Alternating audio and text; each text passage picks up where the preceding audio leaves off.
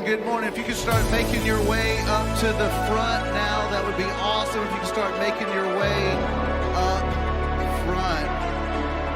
First of all, I want to thank everybody here for coming to Rolling Hills Community Church for breakfast with the mayors. It is my honor to welcome you here. My name is Jacob Scrimshire. I'm one of the pastors here at Rolling Hills.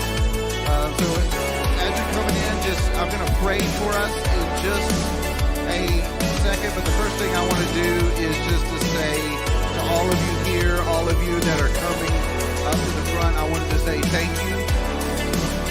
Thank you for all you do to make this community a better place, to make this city a better place. This is coming from Rolling Hills to say thank you, but also someone who's lived in Franklin since 2006 and is now raising a family of 6 here in this community.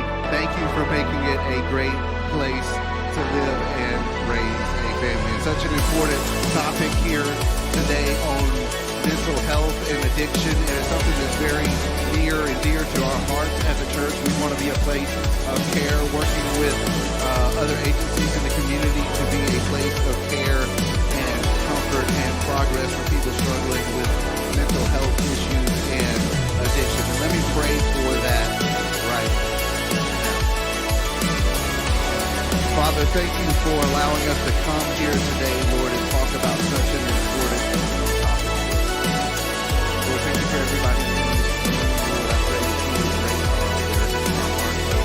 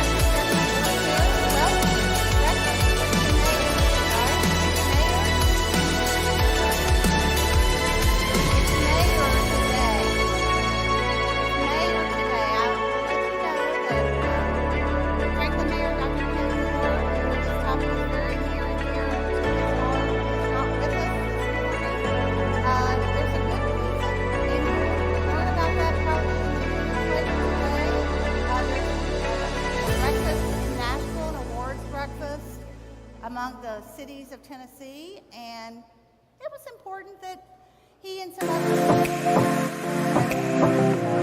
not letting anything out of the bag. I'm just telling you that news.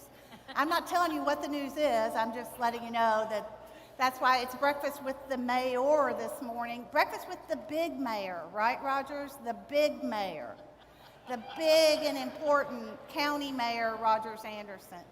So, Teresa, we'd like to thank our partners. Yes, let's please thank our presenting sponsors, Gresham Smith and Pinnacle Bank.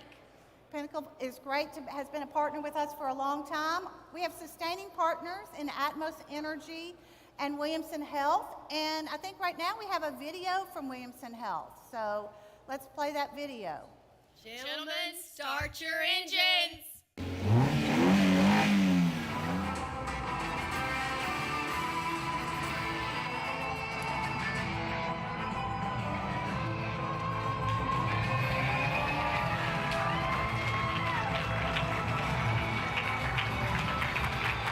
Love this hospital. It's a great hospital. They got great doctors.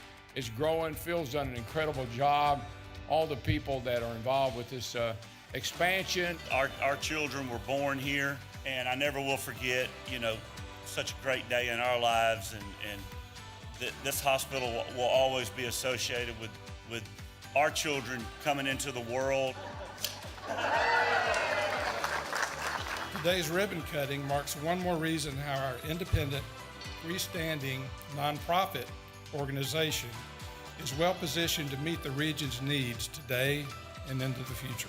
I'm thankful to know that the Williamson Health Team is committed to making our community stronger, healthier, and more welcoming for the thousands of residents who move to Williamson County. Our community deserves a state-of-the-art health facility, and today we have delivered on the first phase of our promise. Opening the new expansion of our adult ER is just the beginning of what our community will experience as we work toward the completion of our $200 million project. A new reception area and 3 private registration stations will smooth the admissions process so that patients can be registered and seen more quickly. Multiple triage rooms and 10 new exam rooms will expedite patient care. These essential elements of our expansion and renovation enhance our patient experience. We are also delighted to announce that to date, 6 corporate partners have joined Darrell Waltrip Automotive Group in our More For You, Close to Home capital campaign.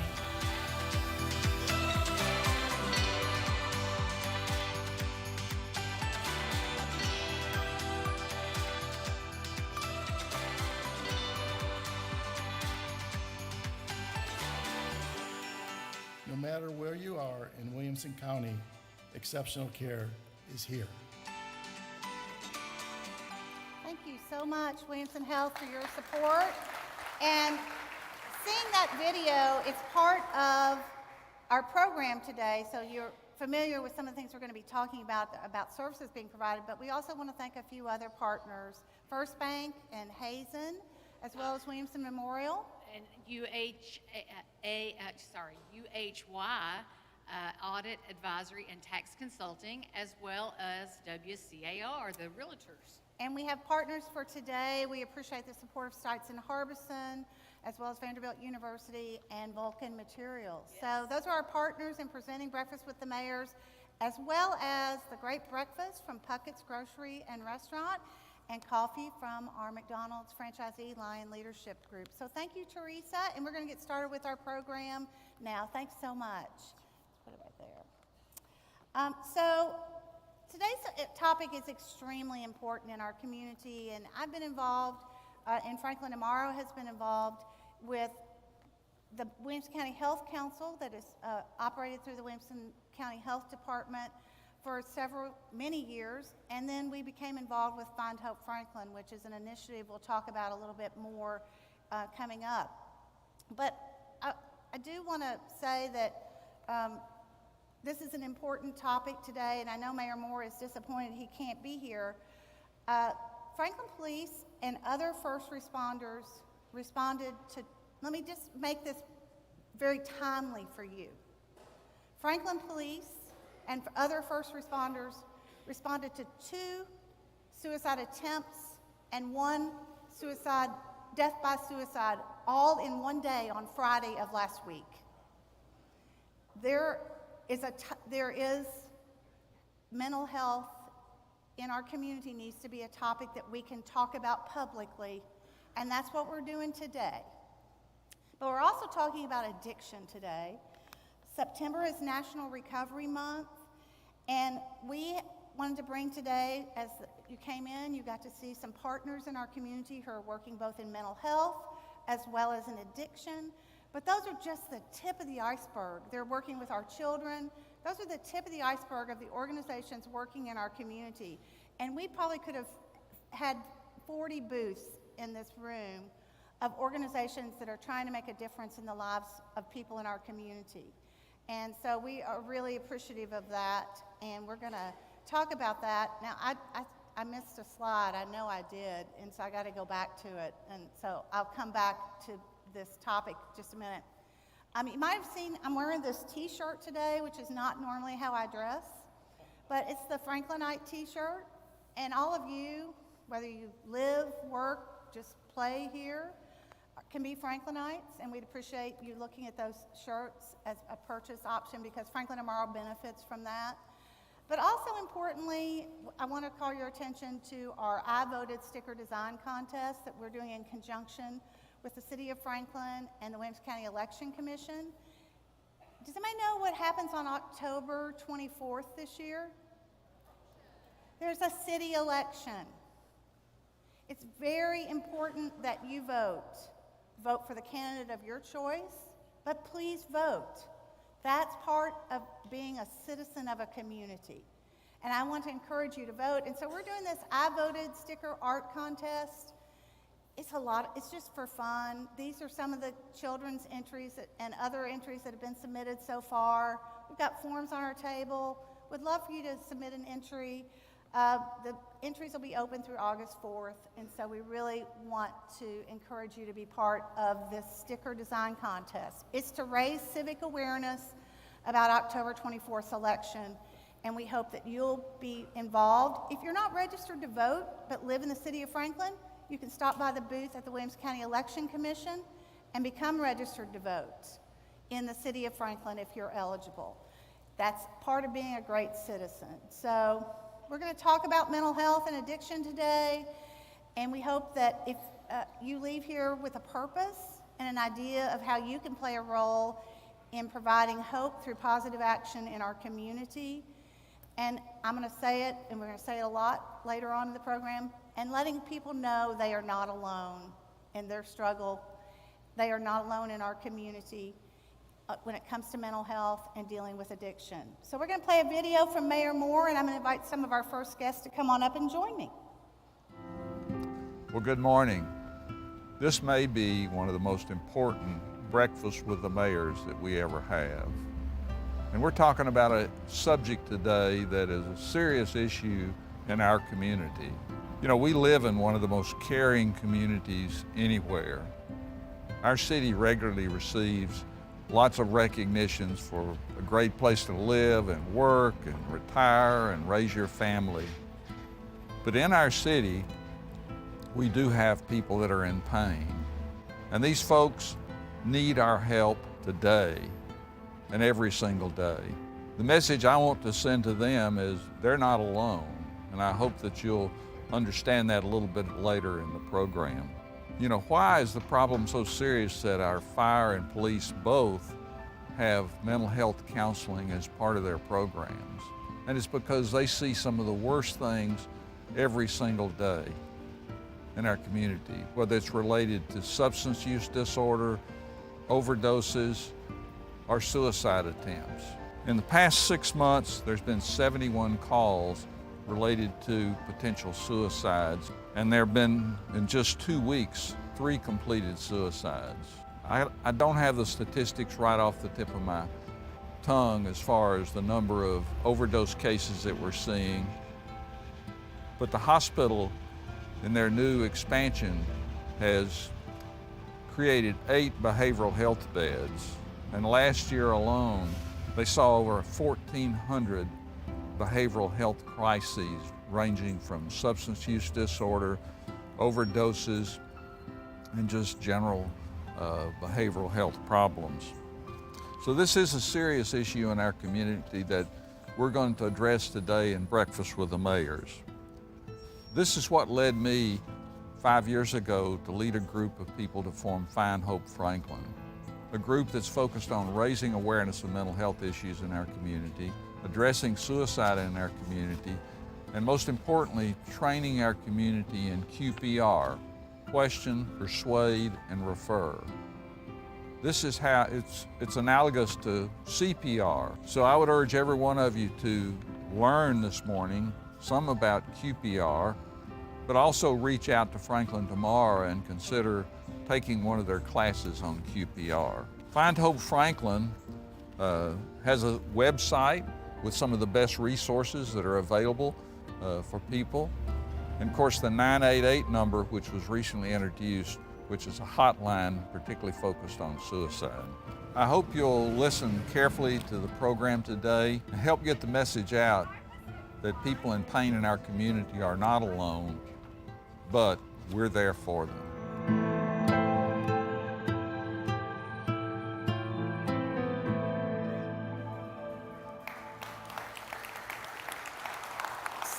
I want to welcome to the stage the big mayor, County Mayor Rogers Anderson, and Dr. Andy Russell and Kathy Montgomery, the Williamson County Health Department Director.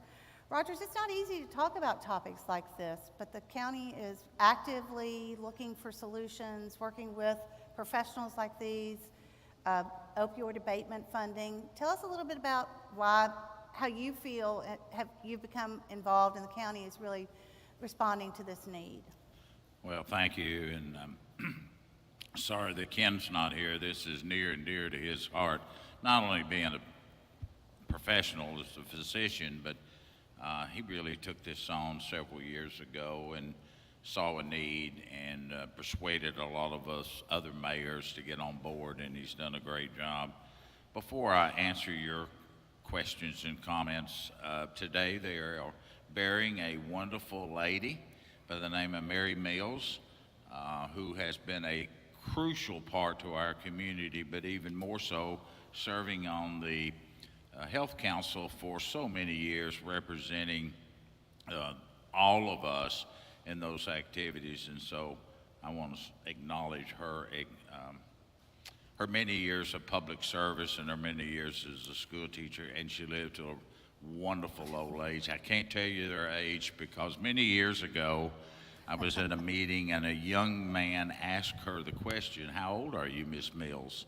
And Miss Mills just kind of looked at him with those beady eyes and kind of gritted her teeth, and she said, "You know, young man, a woman that would tell her age would lie about anything." Well, so I have never forgot that. And I don't think she probably ever lied. She had such a golden heart. Miss Mills had such a golden heart. She probably never lied. So we don't really know how old she was. It's all good. Doesn't matter. When you're talking about a topic, and these are the professionals over here and setting out of the audience, many of you are certainly more involved in it than I am, but I think it's important to look at policy changes.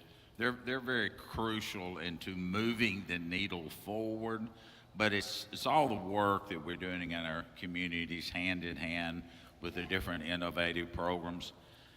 I think counties and cities, Mindy, they've got to leverage intergovernmental issues, partnerships, expand their crisis response, and invest in behavioral health in a more pronounced and succinct way of getting it done.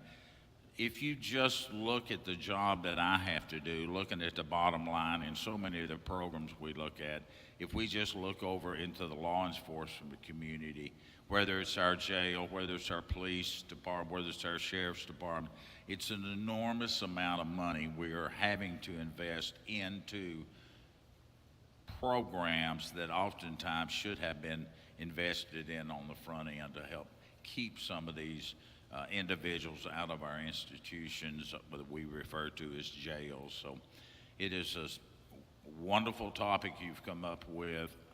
I am excited about hearing Kathy and Andy, Dr. Russell, kind of weigh in on some of the statistics that we have here in Williamson County and across our state. And I'll just, we'll get into our official presentation, but I wanted to say, recently there was a meeting convened. Andy presided over a meeting of those working on mental health in our community, but also bringing in some state resources. And I know there are several people here from the State Department of Mental Health and Addiction. There are lots of people here who are working on this topic, not just at the local level, but for all of us at the state level too. But that meeting, why was that important? What's the first step there, Andy?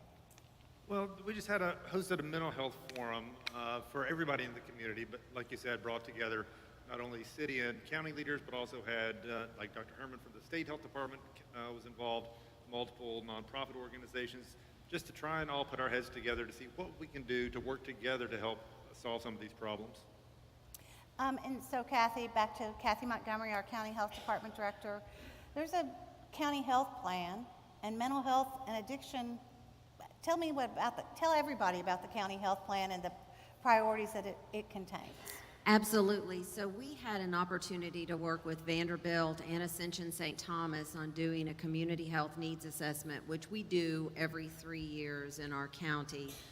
And mental health and addiction were one of the top data points that actually kind of rose to the surface when we were looking at all of our data related to health in our community.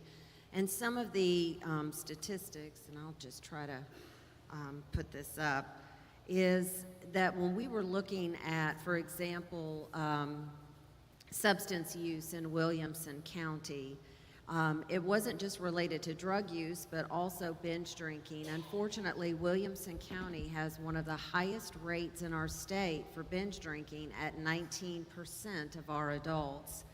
And then, of course, we looked at some of our substance use and addiction and so forth, and we had 41 individuals who actually passed away in 2021 due to an opioid overdose. And over 60% of those 41 individuals, that was due to illicit fentanyl in our community.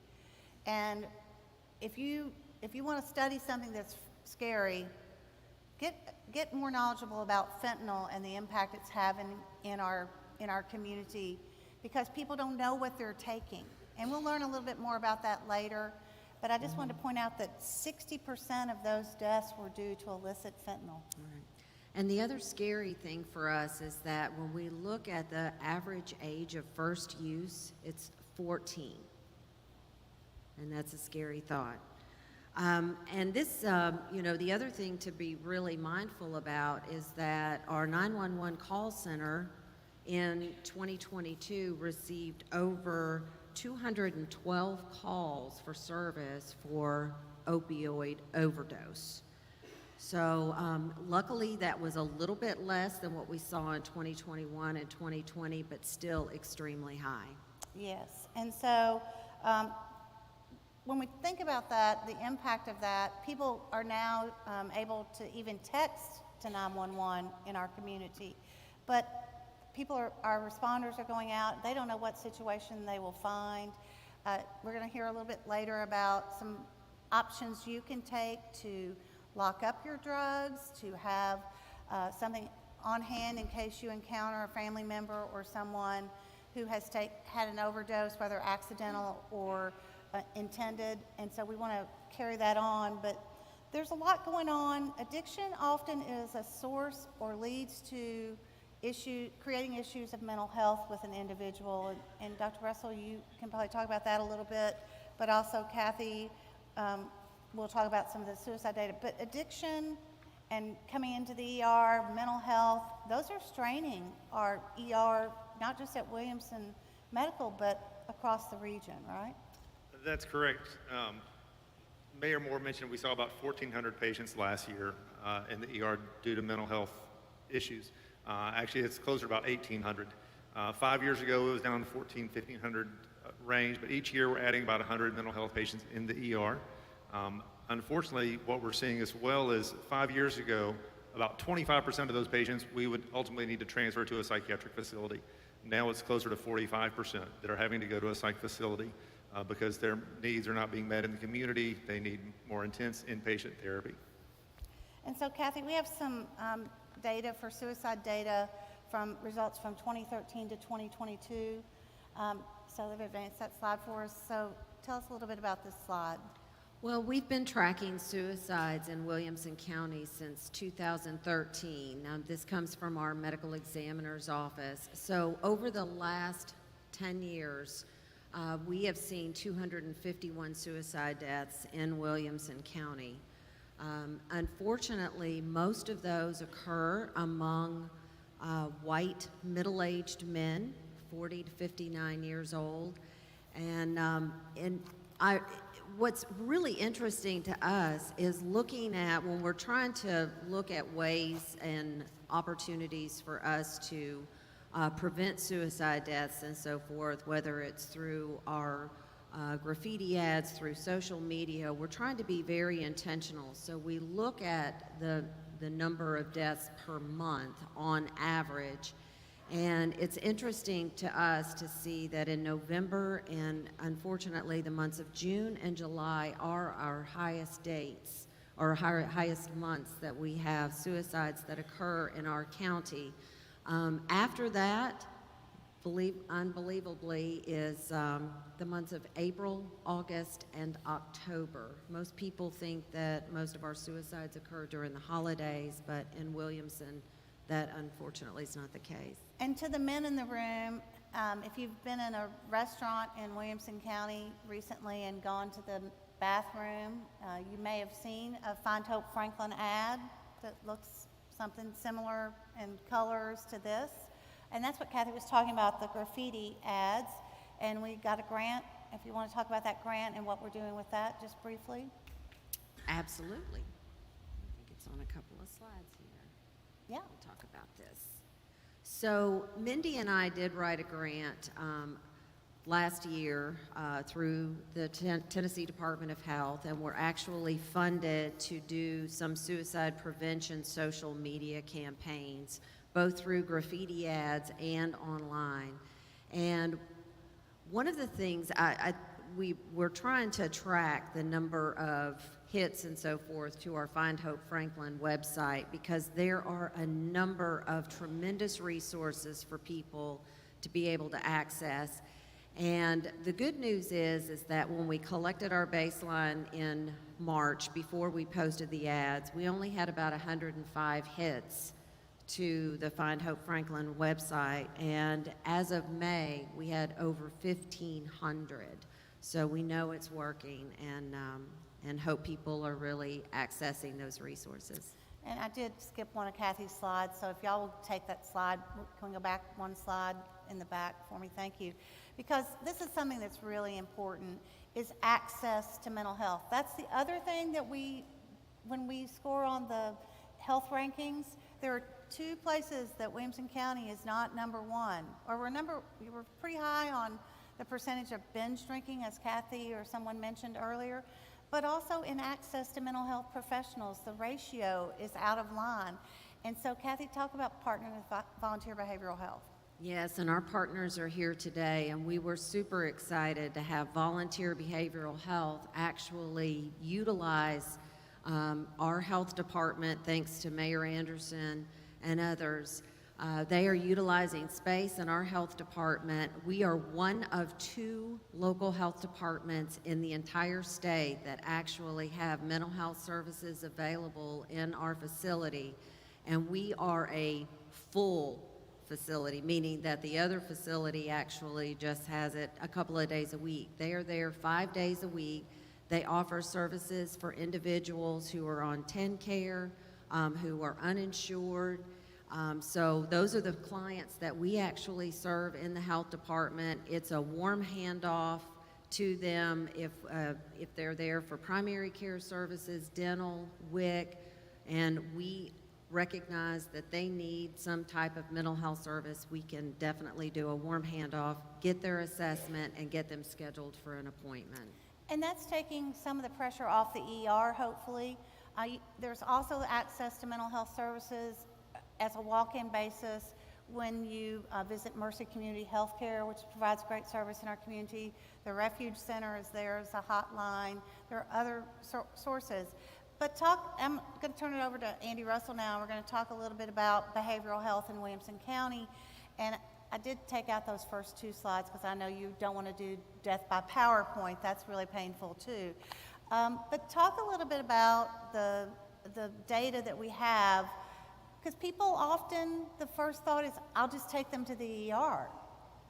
And that sounds good, but talk about what the impact there can be. Well, Mindy, of course, the ER is always at the ready to take care of anybody that shows up with any sort of behavioral health or any other complaint.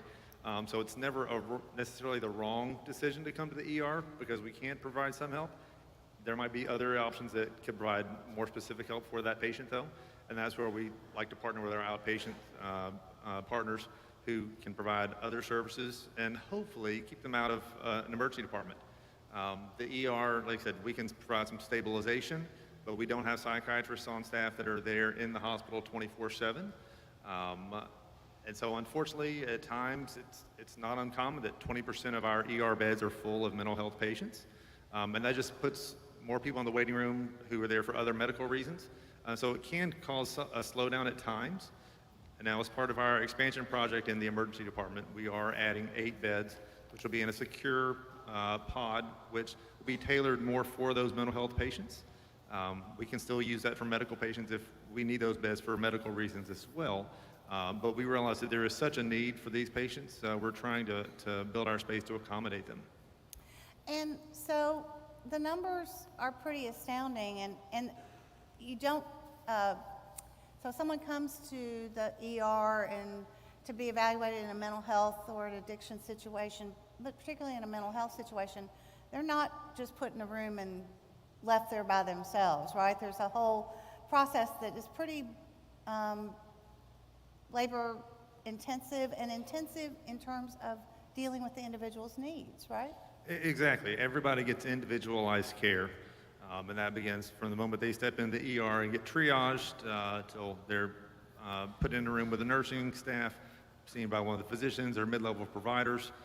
We do have social workers and case managers in the emergency departments through parts of the day. Unfortunately, they are not always there at night or on the weekends, but we do have lots of resources available in the emergency department to help with these patients. And about how many behavioral visits, we've got this slide, about how many behavioral patient visits are you seeing? And tell us a little bit about that. Yeah, as I mentioned earlier, we've picked up about 100 patients a year over the last 5 years. We're seeing upwards of 1,800 or so. And again, over the last 12 months, 40+% of those will end up being transferred to a psychiatric facility. And that could be partners like Rolling Hills or Trust Point or Pinewood Springs, or Middle Tennessee Mental Health Institute, usually for the uninsured patients. And if someone comes in a mental health referral through law enforcement, that's a burden. That's an issue there because law enforcement often has to stay with them, and the length of stay is longer for those uninsured. Exactly. These patients require a lot of different resources, especially in the community. Excuse me. Very often it'll start with a 911 call and a police officer is sent to the scene. A lot of times, since so much mental health is in partnership with drug abuse, those patients can be agitated and the police decide they need an ambulance and an EMS crew there. So now you've got multiple emergency vehicles on the scene. A lot of times they'll even have to call back up, and so it's not uncommon for one of these patients to arrive with an ambulance with 2 police cars or deputies en route, and oftentimes those deputies are there for several hours in the emergency department, which again, it's fantastic that they're there and able to help, but again, it takes them off the street where they could also be doing other good. And so do you have an intake agreement with Rolling Hills? So tell us a little bit about that. If someone comes in and there's no underlying medical need, how does that work? So yeah, we partner not only with Rolling Hills, but again, also, I mentioned a couple other places in the community, Trust Point and Pinewood Springs in Murray County, and Parthenon Pavilion. So again, unfortunately, those places, they're full very frequently. There's such a need for mental health resources. A lot of those facilities frequently do not have beds, and so that's why we partner with as many of the local facilities as possible. But unfortunately, at times, we still have to send people to Lakeside in Memphis, or we send them to Knoxville, or wherever we can find a mental health bed available for them. But unfortunately, yeah, it can be several hours away. Well, thank you so much. This is such important information that we're talking about today about mental health. And I hope that before you leave today, maybe stop back by one of the booths here to learn a little bit about the services that are being provided. I want to just say again, and Kathy, and Andy, and Rogers, we heard this at that meeting, 988 is a great resource, not just if someone is in crisis, but if you need advice, you can text to 988 and get advice on how to interact in a situation, whether that be mental health or substance use, misuse question. You can get some help from 988. You can also, in our county, text to 911. Who'd have thunk it, huh, Rogers? Who'd have thunk that? It's kind of interesting that you can now text to 911. So, go ahead. No. It's an amazing thing. I think it's kind of interesting. And texting to 911, I would never have thought that, but there are so many advances. But I want to bring up now 2 other partners who've been working on this, and bring up Lindsay Wilhelm with the Williamson Prevention Coalition, and you may want to move down. You may want to move down one. And Jason Waller, who's a great member of our community, a recovery advocate, and bring them up to talk about a new project and how it got started. And Lindsay, if you want to sit over here? Okay. That'd be great. Great. Welcome to the stage, Jason and Lindsay. Good morning. So here's some slides. Here's the advancer. The big green button does that. You can even see if it works. Look, it works. So, Lindsay, the Williamson Prevention Coalition, now that's a new name, but you've been around for a long time doing a lot of great work under another name. Yes. What's the Williamson Prevention Coalition? So we have actually been around since 2012, and you may have known us under the name of Williamson County Anti-Drug Coalition, but now we have adopted this new name, Williamson Prevention Coalition. And it's more positive. It has a more positive outlook, right? Yes, we're moving away from that very stigmatizing language to a more, everyone knows that they can get help from us, so. Great. So tell us a little bit about the work you do. So we do a lot of education in our community, in case you don't know. We do this around things like tobacco, underage drinking, binge drinking, as we've talked about, and prescription drugs as well. So you're in the schools? Yes, we are in the schools, and if I know how to make big green button. It's not going forward. There we go. We have a great partnership with our local school districts. So as you can see, we've been in the last fiscal year, so that would be 2022 to 2023, 12 middle schools and 8 high schools. And I love this, that we have held 51 unique events. So we take every opportunity that we can to get to engage with our youth and with parents and guardians as well. So those are great. And then those events tell us a little bit about what kind of events those are. So with some of those events, so with our youth and our adults and our parents and our guardians, we do things from presentations to parent nights, or we set up tables at athletic events as well. And so what's some of the things people can do to prevent in their home access to drugs that someone may misuse in a way that is harmful to themselves? So it's really important that we lock up our medications, no matter what it is, anything from Tylenol to prescription medications as well, because oftentimes misuse starts at home from things that you find in your medicine cabinet. So it's really important that we lock those up. And even from, as young as toddler's age, I have a son who's 3, and we lock up our medications as well, so. And you have available today, people can pick those, what are those? Lock So boxes? yeah, we have free medication lock boxes. Be sure to stop by the table in the back. Those are free to you. And you can see a picture of what they look like. And in the last year, we distributed 309 of those, so it's wonderful. And being prepared also, it's not just keeping your drugs locked away and limiting access, but also being prepared, as I said, in the event someone has a overdose, accidental or purposeful. How do you do that? So first, being educated. That's the first, and that's the biggest piece. So we have 2 wonderful regional overdose prevention specialists on our team, otherwise known as ROPES, and they do a lot of outreach and education in the community around overdose prevention and harm reduction, and they also talk you through and train you on how to administer naloxone and Narcan. So you can see them today as well. They are here, and they are ready to train you and to answer any questions you have as well. And those kits are free. If you receive the training, those kits are free, and you can have those in your home or in your office in the event that you might be called on to save someone's life. You never know when you may run into someone who may be experiencing an overdose. It could be at a school, unfortunately. It could be in the parking lot somewhere. It happens more than I like to say. And I heard somewhere that Williamson County is one of those communities with a high percentage of everybody has at least how many prescriptions that they've gotten, and they keep them around, or you have those pills and you think, I'm just going to keep those in case that comes back. But getting the drugs out of the home is another great way to protect against an overdose, right? Absolutely. And it's important that you dispose of any unused, expired medications, and you can do that through the permanent drop box locations throughout the county.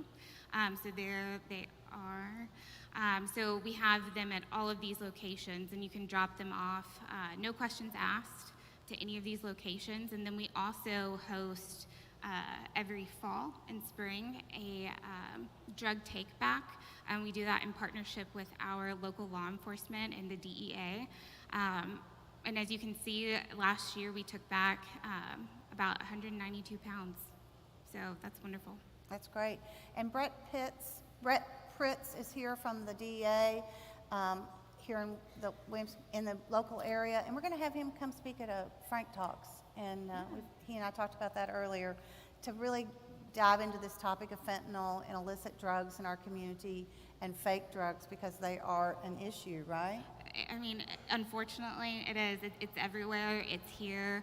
And the best thing that we can do is have the knowledge to talk to our kids, talk to our youth, because knowledge is power. And you're putting information out there through billboards and other access points, right?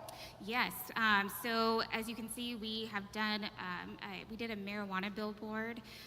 It was wonderful. Talked about edibles and how you may not know if something is an edible because they look like candy. They look like gummy bears, Skittles, things like that, that a toddler sure would not know is something dangerous. We run ads at the DMV as well. Sometimes we know there might be some long waits, so we like to try and push some education out right there. And then in pharmacy bags, so on the back of your pharmacy bags throughout the county. That's great. And lots of partners, and let's go through that, and then tell us about your upcoming events. Yeah, so we have tons of partners, and these are just to highlight a few of those. And what we do in the coalition would not be possible without these partners. And we get to talk soon about how those partners really came together to push out this messaging, to let people know that they're not alone.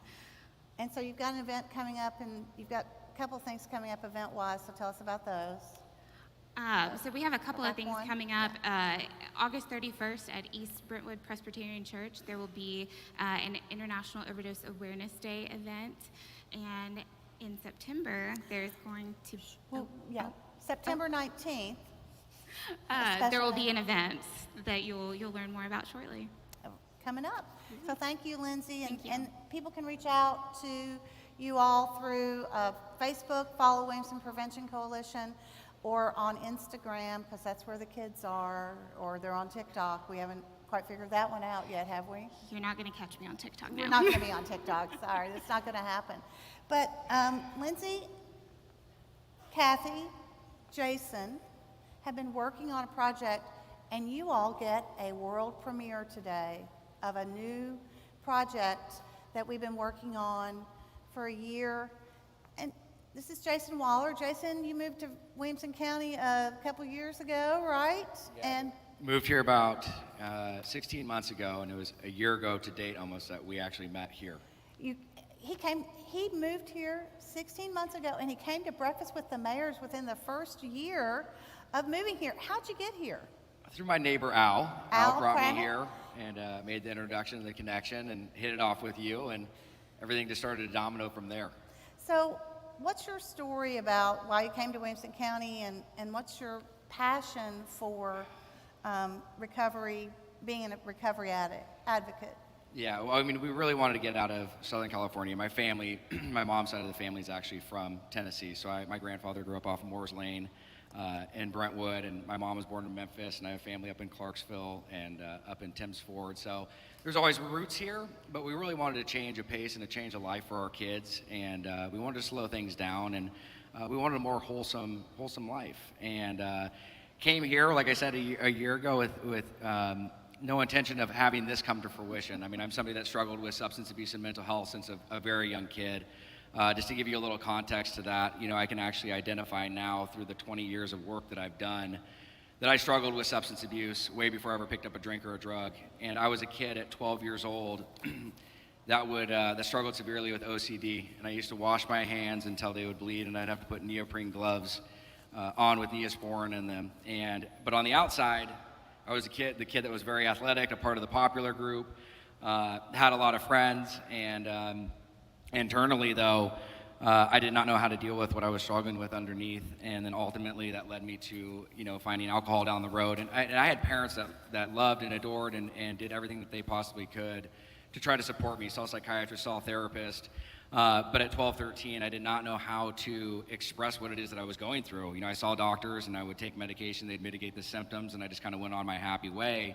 Little did I know that when I took the medication that was, to get me to a place where I can actually start doing the work. And so from there moving forward, as I hit into my early teens, I found alcohol, and that alleviated all the symptoms that I had ended up struggling with.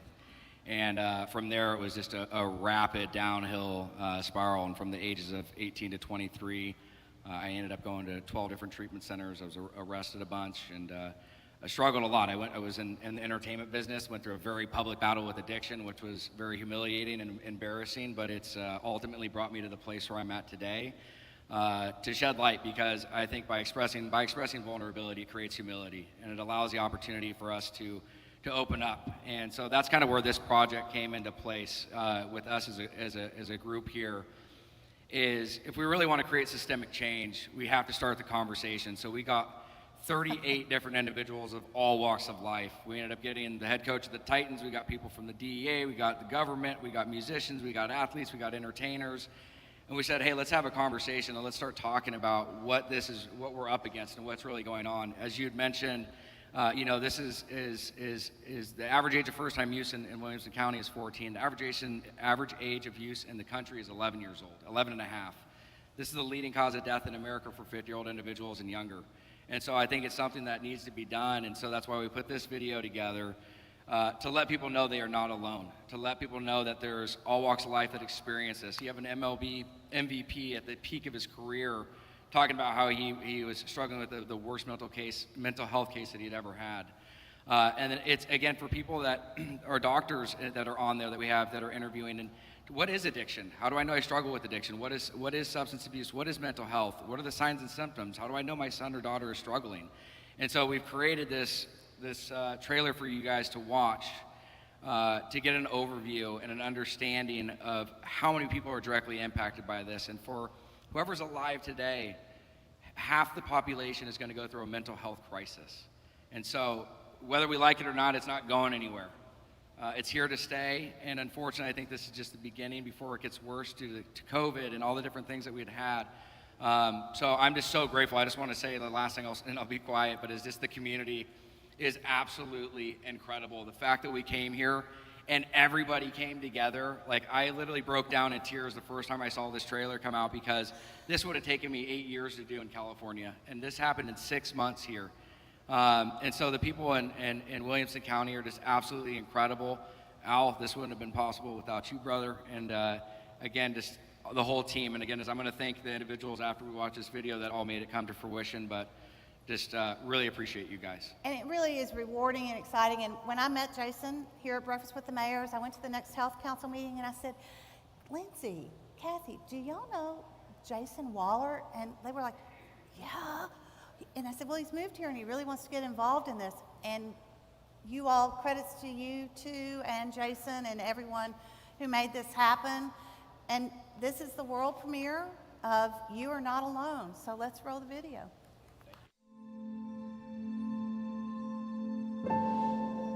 What is addiction? Anything that starts to overtake and starts to supplant the things that make you you.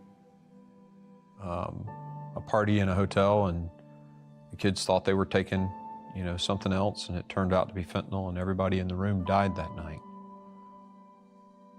Alcohol was tragic, trauma, turmoil. We ended up having our daughter, and my husband was on the first floor in detox while I was giving birth to my daughter, Delilah, on the third floor. He did. He continued to take it, and ended up overdosing, and it was the whole mixture of heroin and cocaine that actually killed him. So I lost him at the age of 22. And it's been having to live my life with a hole in my heart that will never be filled again.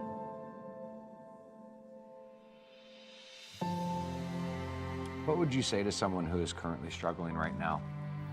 That they're not alone.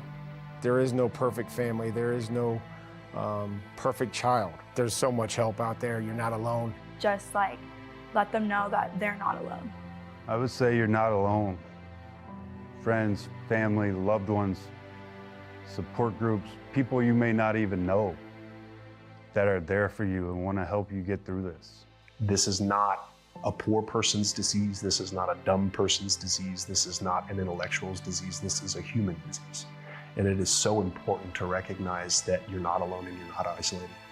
There is hope out there. We all go through difficult times. We all have our ups and downs. That's life. As a parent with a child that may be struggling with addiction, I just want you to know that you're absolutely not alone. The person next to you is struggling with something too. And to know that you're truly not alone. Anybody that's suffering with mental health, addiction, you are not alone. There's so many people that are struggling with the same things. I want you to know that you are not alone and that there is hope. To find someone that you're really comfortable with and just start that conversation and just don't be afraid to be vulnerable. Being vulnerable is tough. Asking for help is such a strong thing to do because the person you're asking for help from is going to need help at some point as well.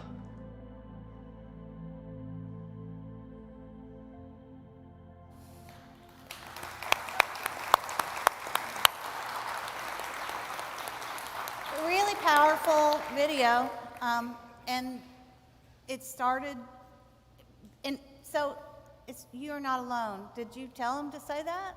So it's crazy. So the name, where it came from, is out of the 38 interviews, 33 or 34 of the individuals stated you were not alone. And it became the saying when we were filming, like we were gonna see if the person was gonna say it and be like, yeah.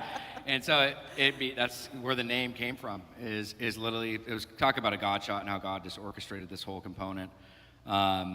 It was very clear that this was the title of it after doing all the interviews.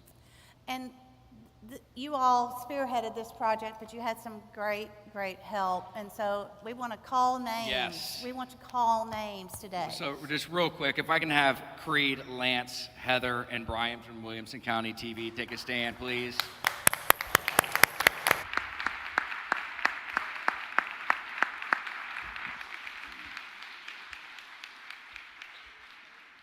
Lindsay, Alex, Kim, all from the Williamson County's Prevention Coalition. If you guys can just take a stand, please, wherever you are.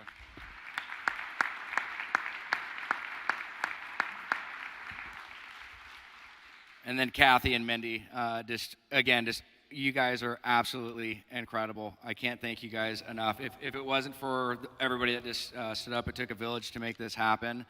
So just so grateful for all of you guys. Appreciate it. Well, thank you for that. But I mean, Lindsay, this isn't the. I mean, you produced, along with Creed and these folks, a great video, 3-minute video, sizzle reel, as we call it. But that's not the end, is it? It is not the end.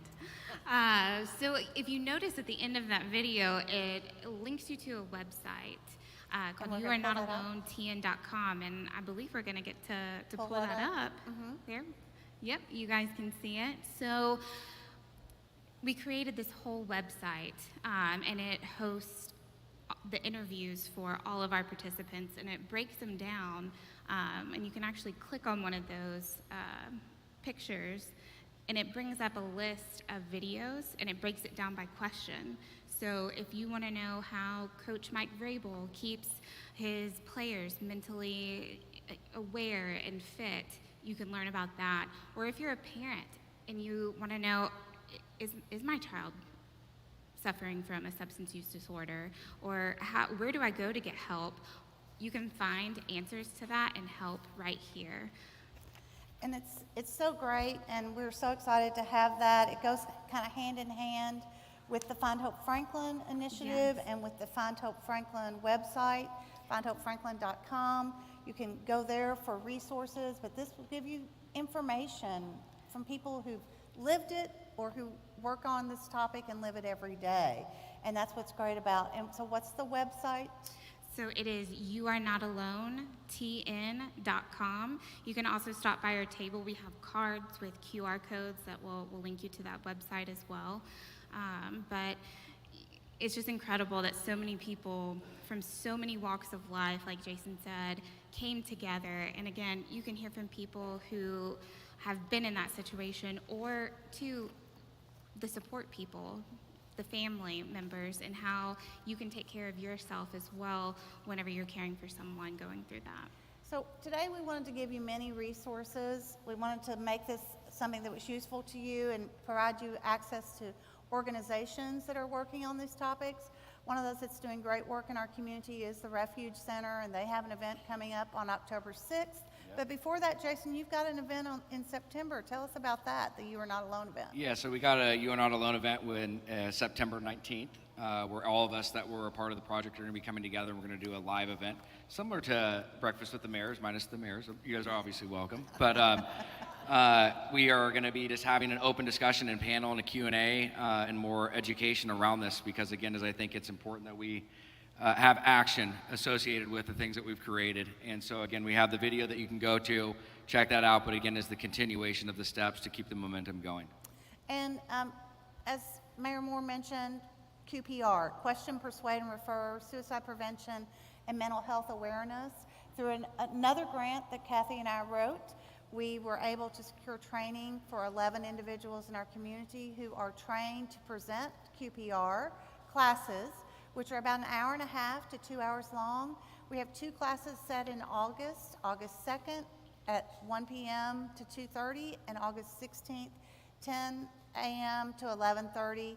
Both of those will be at the Franklin Police Department training room, plenty of easy parking, and a great way to learn a little bit more about this topic and how to respond to individuals who may be suffering a mental health episode or crisis, and how to respond to them, but also how to be aware of what's going on in your community and your surroundings. So those training classes, we'll be sending those out. Those classes are free, and thank you so much to the grant that we got to train those people, and we hope to expand this.